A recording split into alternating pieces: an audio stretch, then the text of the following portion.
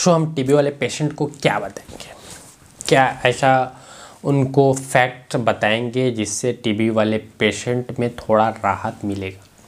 सो पहले थिंक कि जो हमारे टीबी का पेशेंट है तो उनको क्या समझाना है। समझाना यही है कि जो हमारे लंग्स का बैक्टीरिया होता है, टीबी का बैक्टीरिया, वो कौन सा होता है, माइक्रोबैक्टीरियम ट्यूबरकुलोसिस बैक्टीरिया होता है, जो हमारे लंग्स का बैक्टीरिया होता है। और ये बैक्टीरिया धीरे धीरे धीरे धीरे स्प्रेड होता है। ये जो बैक्टीरिया होता है आपका लंग्स में एंट्री हुआ, धीरे धीरे अपना स्प्रेड होता है, यानी खानदान अपना धीरे धीरे बढ़ाता है और इतना बढ़ जाता है कि आपका लंग्स पूरा फैल जाएगा, तब जाके आपका सिम्टम्स आएगा। यानी आपको जो टीबी का बैक्टीरिया हो कितने सालों से आपके लंग्स में एंटर है, वो अपना खानदान बढ़ा रहा है, स्प्रेड हो रहा है, तो इसको कितने महीने कितने साल लग जाते हैं बढ़ाने में। तो जाहिर सी बात है ये बैक्टीरिया स्ट्रांग हो जाता है और इतना स्ट्रांग हो जाता है कि नॉर्मली एंटीबायोटिक से ये ठीक नहीं होता है और शॉर्ट कोर्स एंटीबायोटिक से तो बिल्कुल रिस्पॉन्स नहीं देता है।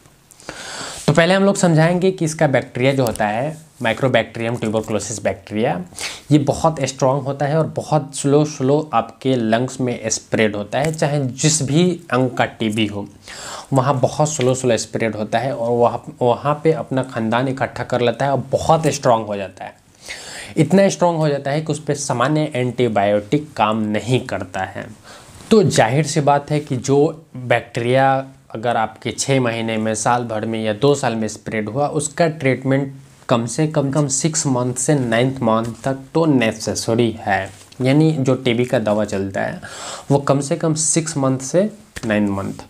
लेकिन एडवांस ट्रीटमेंट जो हम लोग देते हैं वो थोड़ा अलग होता है। हम 3 महीने में ही टीबी को ठीक करते हैं और इसमें आपको भोजन बदलना होता है, शारीरिक क्रियाशीलता बढ़ाना होता है और देन हम आपको टीबी का जो टीबी का मेडिसिन होता है वो अलग तरह से देते हैं। उसमें आपका रिफाम्पिसिन ऐड होता है, बाकी सारा मेडिसिन चेंज होता है। हम लोग इथाम्बुटोल नहीं देते हैं या पायरिजिनामाइड नहीं देते हैं। बहुत सारा ऐसा मेडिसिन है जो हम टीबी में नहीं देते हैं, उसको हम लोग एंटीबायोटिक से कन्वर्ट कर देते हैं, रिप्लेस कर देते हैं। तो हो गया। जनरली जो आपको लाल पत्ते और हरे पत्ते का दवा मिलता है वो 6 महीना से 9 महीना तक का कोर्स होता है, तो ये करना चाहिए। देन अगर बीच बीच में पेशेंट छोड़ दे मेडिसिन तो क्या नुकसान हो सकता है। देखिए, बीच बीच में जो मेडिसिन छोड़ने से जो रिफाम्पिसिन एंटीबायोटिक होता है बैक्टीरिया को किल करने के लिए, वो रेसिस्टेंट हो जाता है। यानी आपने बैक्टीरिया टीबी का दवा लिया, फिर छोड़ दिया, फिर कुछ दिन लिया, फिर छोड़ दिया, फिर लिया, छोड़ दिया, तो ऐसे क्या होता है, जो एंटीबायोटिक बैक्टीरिया पर रेसिस्टेंट होता है, जो एंटीबायोटिक हम लोग किल करने के लिए देते हैं बैक्टीरिया को, वो उससे स्ट्रांग हो जाता है। यानी कहीं ना कहीं उससे छुपने का जगह बना लेता है। जो रिफाम्पिसिन है या अधिकतर तो रेसिस्टेंट रिफाम्पिसिन से होता है और इथाम्बुटोल से होता है।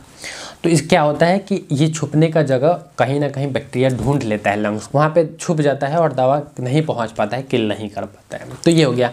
इसलिए अगर आपको एक बार टीबी डायग्नोस हो गया और आपको पता चल गया कि टीबी है, तो प्लीज़ से आप अपने डॉक्टर के गाइडेंस में रहें और जितना दिन का डॉक्टर कोर्स दे आपका टीबी का, एक दिन भी मिस नहीं करना चाहिए, ये याद रखें। अगर मान लीजिए कभी आप सुबह में मिस कर गए तो आप या तो दोपहर में ले लें या तो शाम में ले लें या रात में ले लें, लेकिन लेना नेसेसरी है। आप प्लीज़ से ये गलती ना करें कि हमको इतने महीने दवा खाना है। अगर आपने दवा छोड़ दिया तो आपका ये लंग्स डैमेज तक हो सकता है, आपको क्रोनिक पल्मोनरी डिजीज़ हो सकता है, COPD हो सकता है, आपका इम्बोसिस हो सकता है, आपका फाइब्रोएडिमा हो सकता है। तो प्लीज़ फाइब्रोसिस तक हो सकता है इसमें। तो आप प्लीज़ टीबी का दवा बिल्कुल ना छोड़े बीच में, क्योंकि आपका लंग्स को डैमेज कर सकता है। अगर पूरे लंग्स में टीबी का बैक्टीरिया पहुंच जाए तो फिर और दिक्कत बढ़ा सकता है, रेसिस्टेंट हो सकता है। तो अगर आप दवा छोड़ रहे हैं तो इसमें क्या कॉम्प्लिकेशन होगा, रेसिस्टेंट हो जाएगा। तो जो दवा आपको 6 महीने से 9 महीने के लिए दिया जाता है वो बढ़ के 2 साल से 3 साल तक हो सकता है, यानी 24 महीने से 30 महीने तक हो सकता है। 3 साल यूजुअली 3 साल हम लोग नहीं दे पाते हैं, लेकिन कोई ऐसा मरीज होता है जिसको क्रोनिक हो जाता है, उसको 3 साल तक भी दिया जा सकता है। लेकिन रेसिस्टेंट केस में 18 महीने से लेके 24 महीने तक का ट्रीटमेंट है। तो प्लीज़ आप एक गलती की वजह से अपना जो ड्यूरेशन है वो 6 महीने से 24 महीने तक नहीं ले जाए, इसलिए टाइम टू टाइम मेडिसिन लें। अगर कोई कॉम्प्लिकेशन हो रहा है उसकी वजह से तो आप अपने डॉक्टर से मिलें। 6 महीने की बात है, 6 महीने में आपका टीबी फ्री हो सकते हैं, लेकिन अगर आपने बीच बीच में छोड़ा तो इससे आपको घातक परिणाम देखने को मिल सकता है। सो प्लीज़ ये रिक्वेस्ट रहेगा कि आपको एक बार टीबी डायग्नोस हो गया है और आप टीबी का दवा ले रहे हैं तो ये घबराए नहीं कि हमको 6 महीने का क्यों दिया गया है, क्योंकि ये जो बैक्टीरिया है वो बहुत स्ट्रॉन्ग होता है। लंग्स में जो स्प्रेड हो जाता है वो बहुत ज़्यादा स्प्रेड हो जाता है और काफ़ी समय तक अपना स्ट्रॉन्ग जो बैक्टीरिया है वो अपना खानदान इकट्ठा करने लगता है। तो इसको मारने के लिए, किल करने के लिए थोड़ा लॉन्ग मेडिसिन तो देना चाहिए।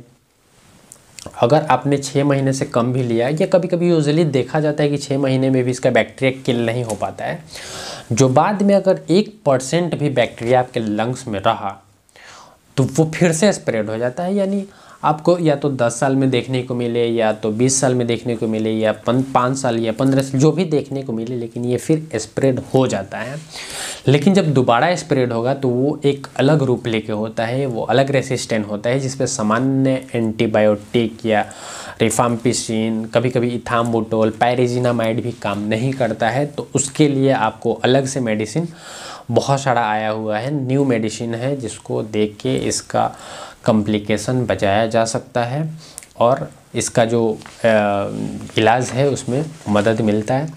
सो अगर आप भी पेशेंट हैं टीबी का, या आप एज ए डॉक्टर हैं, तो अपने पेशेंट को ज़रूर गाइड करें। और इसमें सबसे ख़ास बात रिलेशन का होता है, यह घर के आदमी को होता है कि पेशेंट को मोटिवेट करें।